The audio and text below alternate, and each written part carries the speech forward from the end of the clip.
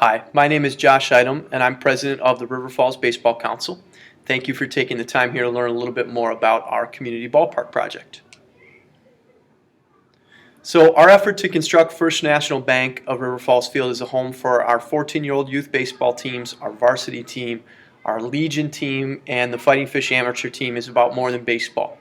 Rather than being built for our baseball players, this ballpark is really being built for the community as a whole. It'll be a place for our community to gather, a place to display community pride, a resource for community events that will go far beyond baseball. An investment in the ballpark is truly an investment in community togetherness and the future of River Falls.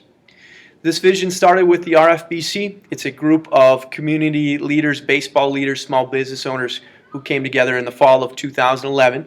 I can't say enough about the passion, energy, creative ideas, the hard work my colleagues on the council have brought to the ballpark effort to get us where we are today. The other group who deserves a lot of credit here is the city of River Falls, especially our city council. The council took a leap of faith for us this winter, granting the RFBC a 20-year lease on a parcel of just under 8 acres at Hoffman Park. The site really is an ideal location for the ballpark. We know that it's a piece of land that several groups and individuals have had ideas for over the past decade, though, too.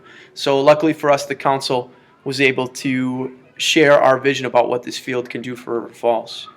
I want to share a timeline here before we get on to details about the ballpark.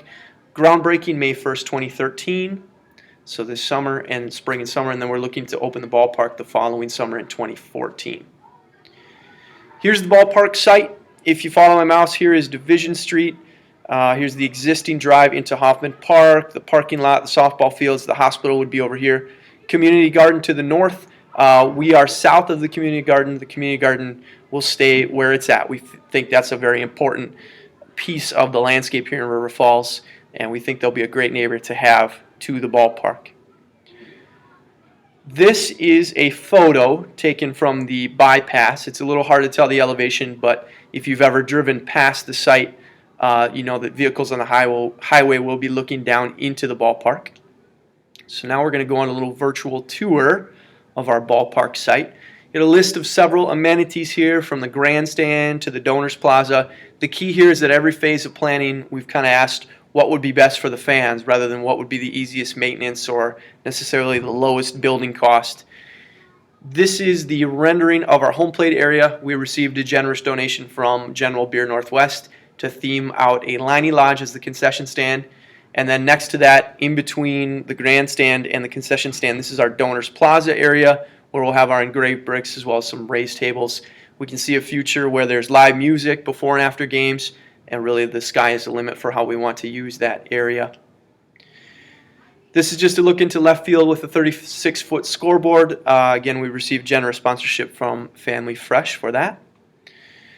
This playground area is something we're really excited about. This is actually from Osseo, Wisconsin. That's where we got the idea. We know that not everybody that comes to the ballpark, including 2 to 4-year-old future Fish fans, are there to watch the game. So we want to make sure if parents are there watching their kids, they still are able to see the game. So we're going to put that in left, or down the left field line. And just a quick zoom here just to show that there's netting up above the playground. That's something we'll be doing as well. This next piece is a drawing that I did for our grandstand that I sent to our architect. They're working on the official drawings right now, but our grandstand is going to be a wraparound concrete structure, a canopy over the top third, open air seating at the bottom.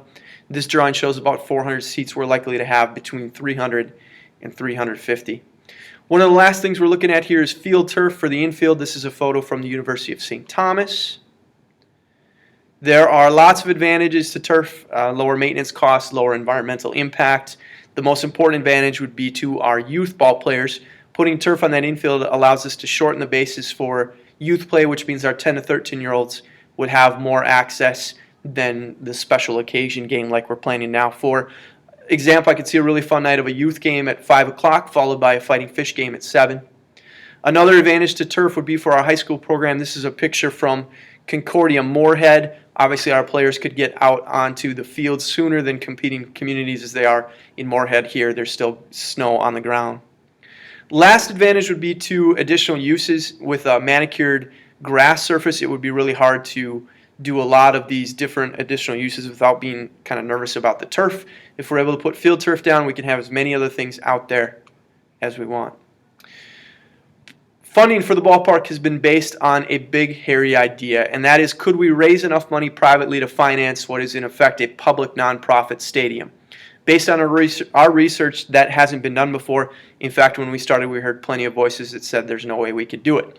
I'm happy to report that those voices were wrong. We're truly making some history here in River Falls. This is the goals that we set forth. $450,000 in corporate sponsorship, $50,000 in individual sponsorship, $250,000 in a loan to be paid off with advertising and concessions income. That gets us to a total ballpark cost of $1.1 million. Field turf would obviously add another $150,000 on top, but we're still hopeful we can fundraise our way into it.